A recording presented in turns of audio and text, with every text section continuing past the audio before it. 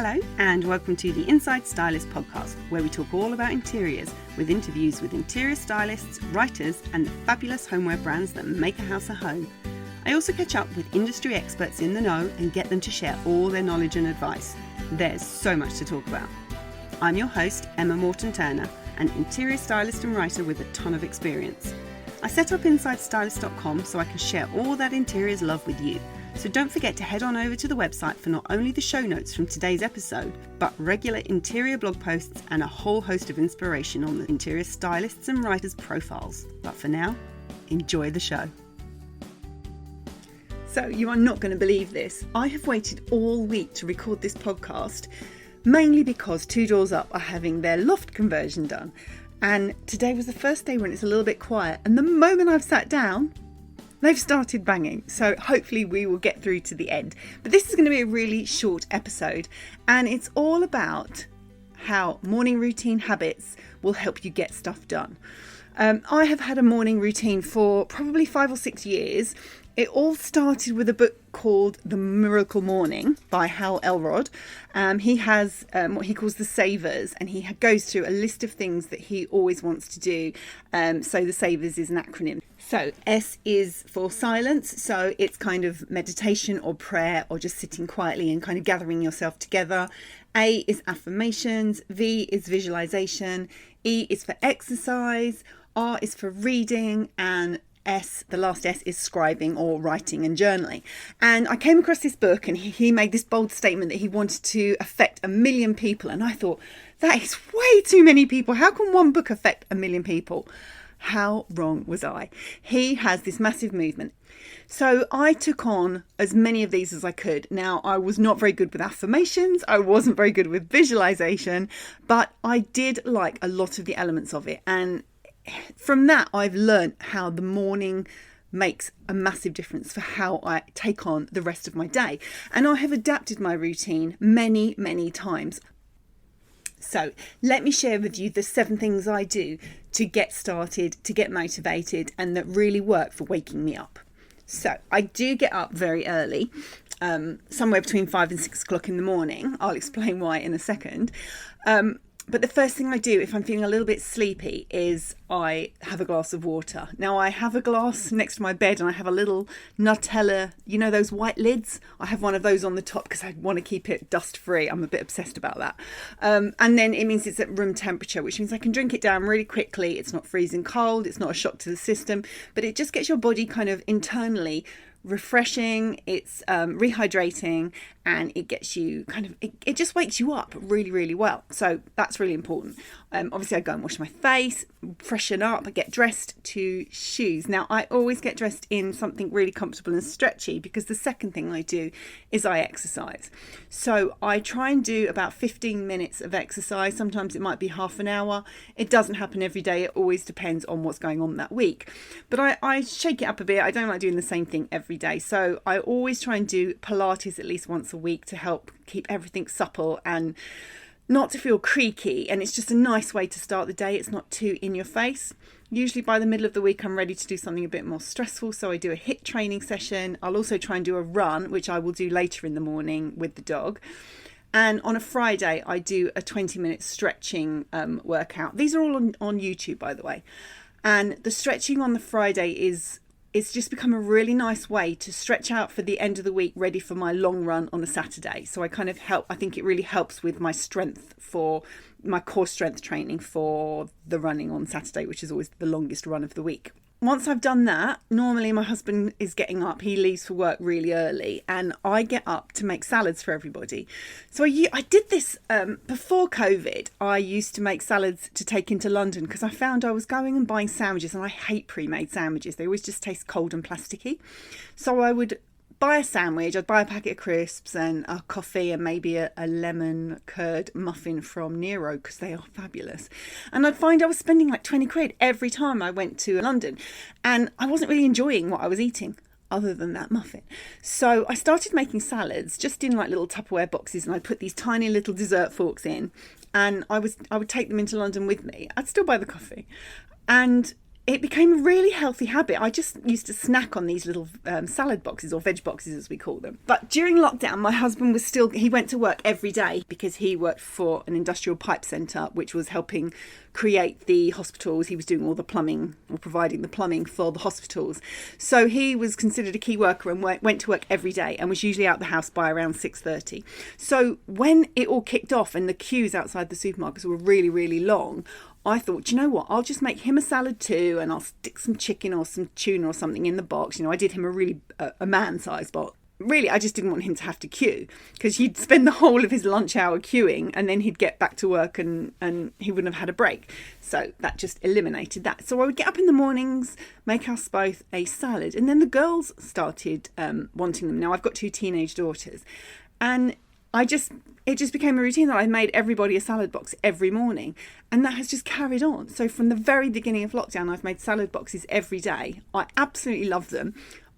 I'd say, although I love these routines and I do like to have really strict habits, I do like to break my own rules. So I think there's always one day a week when I don't make a salad, and I always get told off for it.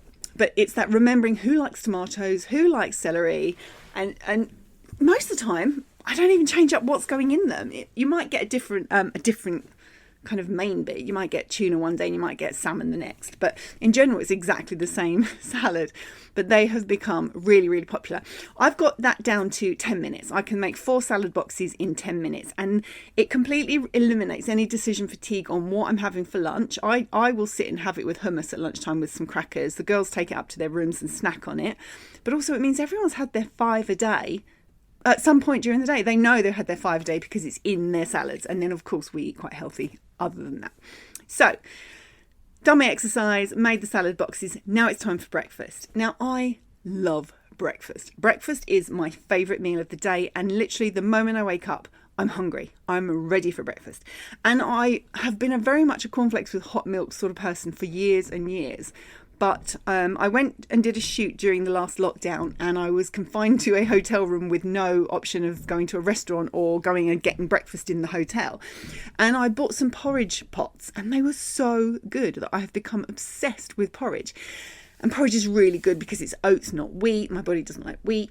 So I put a load of cinnamon on. I put a teaspoon of seeds, because I've been looking up about women's health and seeds, which is really interesting. And then I have my big mug of coffee, and I absolutely love my coffee. And I really like my breakfast to be a calm time. I like to be able to sit and read for as long as I want, and I like a big frothy coffee. So I will have my porridge, and then I will sit and I will read a magazine every single morning. And I might have read it all the way through already, but I will always want to flick through a magazine. And this probably stems from when I was a kid, because I can't remember a time when my mum didn't have Woman and Woman's Own on the kitchen table. She also used to get Best, and she used to get Essentials. And then there was a time when I was a kid, I remember looking through the Argos catalogue, and my kids did exactly the same. I don't know why, but they always called the Argos catalogue the Caffrey book. So there would always be some sort of magazine or a newspaper or a Tesco's magazine with recipes in on the kitchen table, and I will sit and read them during breakfast. This is also usually when I decide what I'm going to make for dinner. I'm really into the whole decision fatigue. Let's just take as many options out of my day as possible. So I know what I'm having for breakfast because I have the same thing every day. But dinner is always planned on a Sunday. I have a list of what we've got, and then in the morning I will just double check what I'm going to be making. Do I need to defrost some fish, or do I need to take some meat out the freezer? I just like to know what I'm making for dinner so I don't have to think about it later, because I hate stopping work, and normally I have to force myself to stop in order to go and make dinner. So at the end of my coffee, there's always foam left in the bottom of the mug. And when I tip my head right back to get that very last bit of foam, a certain Mr. Alan Taylor here, my Jackapoo dog, knows that's a signal that we're going out for a dog walk. And he literally, the moment I tip my head back, he starts jumping around. He knows we're going. And it's quite cute and slightly annoying at the same time. So depending on what exercise I've done, if I've done something quite gentle like Pilates or stretching, I'll try and do a longer dog walk if I've got time.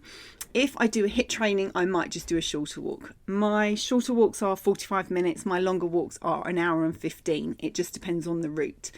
And I really enjoy my dog walks. I didn't realise how much I enjoyed them until lockdown, when there kept being people. Everyone seemed to go out earlier and earlier on their dog walks, and I go early so I'm not around anyone else. It's almost like walking meditation. But anyway, I really love my dog walks, and I try and go on roads where I can let him off the lead and he can run off, and I listen with just one earphone in, so if a car comes I can grab him back. He's pretty well trained, so I don't need to stress too much. While I'm on the dog walk, I take 500 ml of water with me. I've always got a bottle with me, and I always do my very best to finish that before I get home. Quite often I'll glug it as I'm walking through the door, because that means between the glass I've had first thing in the morning and the glass I've had while I'm exercising, by the time I get home, I've already had a litre of water. I am awful for drinking water, and this is a really clever way for me to just kind of get most of the amount I need first thing in the morning before I've even started my day. Okay, so when I come back from the dog walk, I then have a shower. I've started having super, super cold showers now, very much the Wim Hof method. I thought I was having cold showers before, and then I watched Sophie Robinson do her ice bath, where she had to crack open the ice with a hammer, and then she got into the bath, and then I realised that my showers were just a little bit cold. They weren't icy cold. And I'm loving them, and I'm sure we could do a whole podcast about that, but the reason I'm loving them is because they really, really make you feel just incredible, so invigorated, like you just want to sing and dance. You might do a little bit of yelping while it's really cold, like painfully cold, but all the time you just have to deep breathe so that you can get through it. And I only stand under for like a minute maybe, and then you just have to remember that you can do difficult things. And when you can do difficult things, it means you feel you can do other things later. It's like magic. It's really weird how it happens. But I stay quite chilled afterwards, and I quite like that. Then I get dressed to shoes. Now, this is something I have always done, get dressed to shoes. And that basically means I get dressed. I haven't worn leggings or tracksuit bottoms around the house during lockdown unless I've just done a really long dog walk. And I haven't got changed, and I've had a bit of a non-working day. I pretty much will get up and get dressed every single day, and I'll put makeup on, because then I feel I'm ready for anything. I don't care who knocks at the door. I don't care who turns up. I don't care if I have to do anything online. It's really not about that, though. It's more about I see me all day, every day, and I want to see me looking my best. So I put makeup on because I feel I look better with makeup on, and it makes me quite happy. So I'll always do that.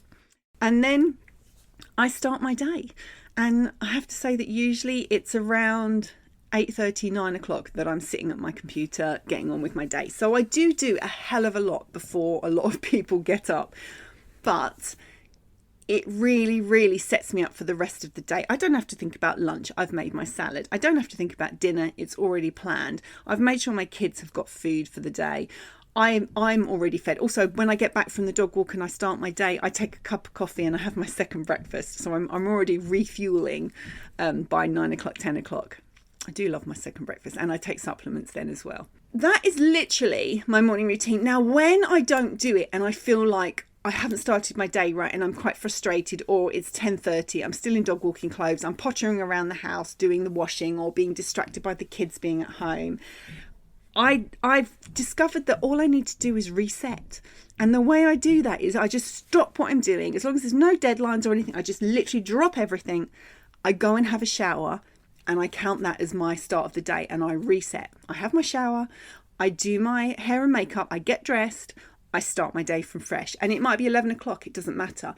It's just my mind is reframed, and then I feel ready to take on any work challenges that I have. So that is my morning routine. Now, I do know that it's a hell of a lot of stuff, and I haven't talked about meditation, and I haven't talked about journaling, because they're things that I have done in the past and have absolutely loved. But by the time I've done all those other things, I'm really, really ready to get going. So at some point I would love to get them back in somewhere, but maybe I'll do them in the evening, or maybe I'll do them at lunchtime. We'll see. The other thing I'm going to mention here is that to make sure that my day works well, I do set up my day the night before. So I do have a little bedtime routine, and this isn't as rigid as the morning routine. This doesn't matter if it doesn't happen. It just does make my day start much more smoothly. So the dog gets a walk in the evening, and after that we usually kind of chill out for the rest of the evening, and we'll have a cup of tea, watch some TV, whatever we do. But after the dog walk, it's usually getting quite dark. So what I've started doing is coming upstairs, removing my bra, putting on more comfortable clothes if I'm not in comfy clothes. And when we come upstairs, I bought my husband a globe for his 30th birthday, which is quite a long time ago now. And it's got a really lovely warm glow. So I come up and I turn that on. I put my electric blanket on because I love to get into a warm bed. And that makes the room look really warm. So when we come back up later, it's really lovely to just walk into this really calm, warm, relaxing kind of environment. And I love that. It's all about how it feels when you walk into the space, isn't it?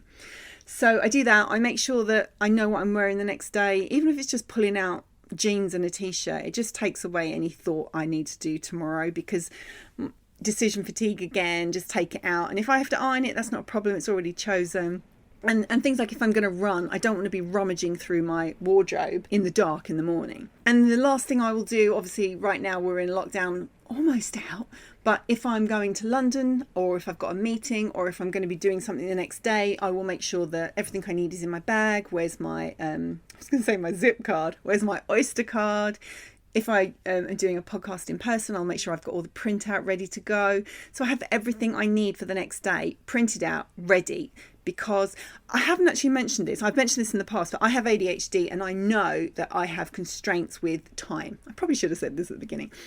Or as Tim, my husband, would say, I have my own relationship with time. So I will think I can squeeze 20 things into 5 minutes. So by doing all these little things, it means I won't be late. I will be really organised, and it makes everything so much easier the next morning.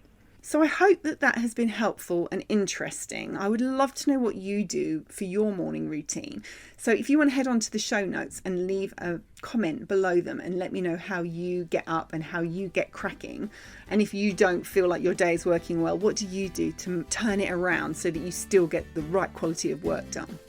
I would love to know. Anyway, catch you on the next episode.